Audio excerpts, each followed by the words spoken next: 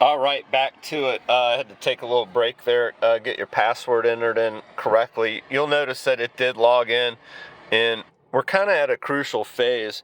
You see that's the mute right there for your volume, and then right there is a power button as well. We'll stay clear of that. But you see it says welcome right now, and it says log in with a security code. You don't want to go through that every time. So what I'm going to do is schedule the automatic login. So right now it's verifying your security code. Okay. And then we're going to instruct it automatic login. Yes. And then see it keeps giving you little messages. It'll inundate you, and that's why we kind of want to set this up. And then this is deactivate the private mode. So now if you have the Porsche app on your phone or your desktop, I recommend you have it in both places. You'll have a better gain with your Porsche. Now right here you see online voice recognition. We'll hit select there, and then we'll close. So now you really do have a setup feature here now. And I like to have this tile moved over here. If you look at the three dots right here and you hit configure screen, watch me press and hold, and I'll drag it, and then it's dropped, and then I hit confirm. And the reason I like to have that right there is I have a little more gain or function moving it around like so. All right, and that HD channel's not coming in, but that one will. Come over to your steering wheel, your left hand drops, roll, and then you do have some feature here. Cool. And then notice that if I get up here, if there's a passenger, notice the function that they get to just change channel suddenly, if you will. And then they're not up here in your hemisphere. So this track system here works kind of nicely. Right here when you pan down and you see the vehicle and I push it, it gives me a superimposed view, shows me where the DC or direct current for the big charger, and then you can charge at home on either side. That will open the front, and that will open your rear gate, and you see a button that will close that as well. We'll leave it open for now. I want to show you back up on this screen. You see the individual icons here. Where are my icons here? Remember I told you if you press that right there, you'll see that you get your icon controls in two different places. And then if you move the screen, you'll notice the blue icon is to the left. That's the busy side. This is the simple side.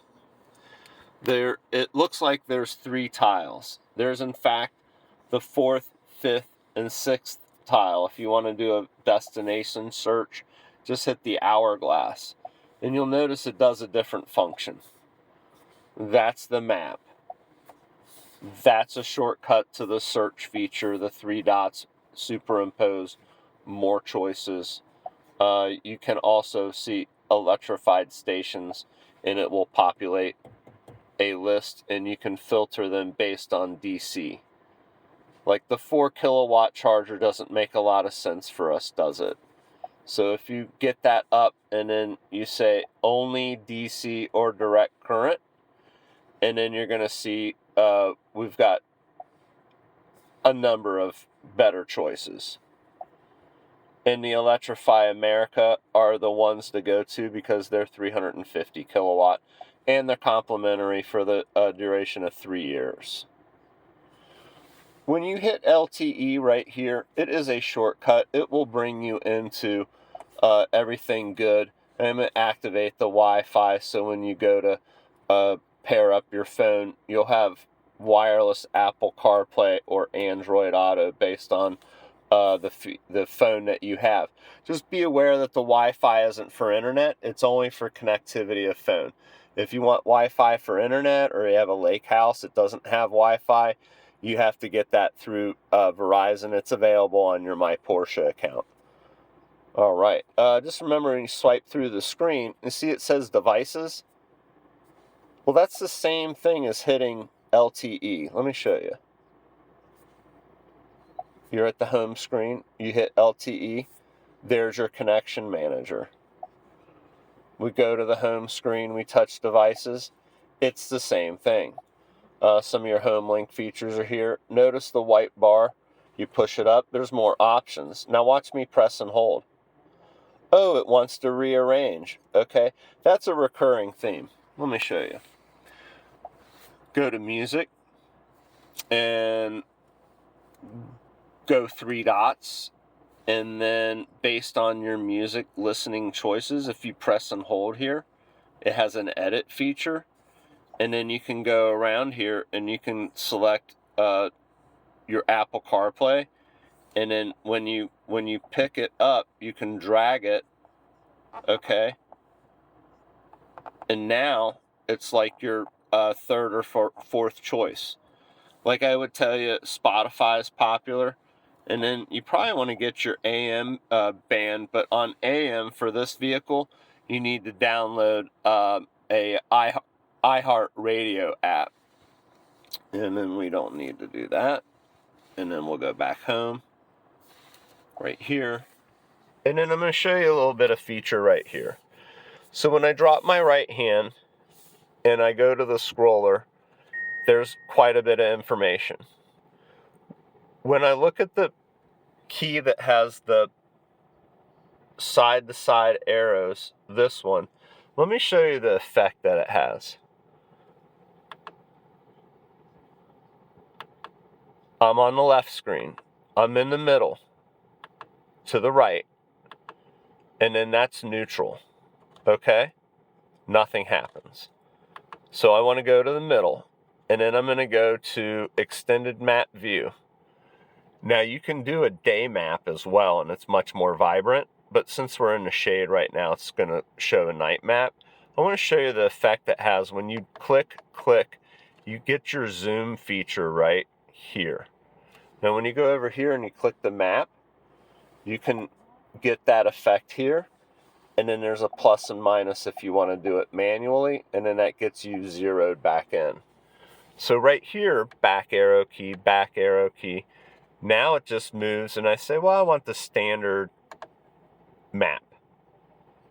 And then I want this on the left-hand side to be my assistance features or traffic sign recognition. It's your choice.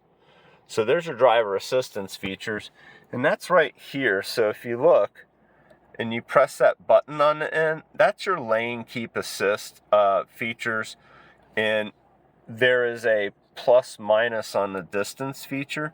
So when you're setting it, see the control, and I can go left, up and down, and it's got a toggle to the back.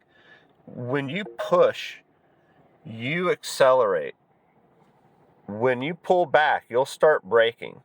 I want to warn you, on the adaptive cruise control, it is full auto stop, but you can accelerate past it to cheat the distance between you and the car in front of you, keep people cutting in front of you, because the distance control will never get you that close when you're in congested traffic.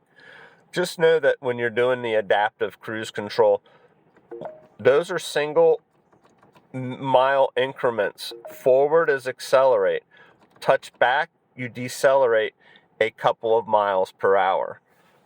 We'll touch on more of this, and there are a number of features that you should be aware of when you get into a settings feature, because some people may need to adjust the heads-up display because it does not get centered correctly. You would go to settings, and then go to displays, and then there's your heads-up display.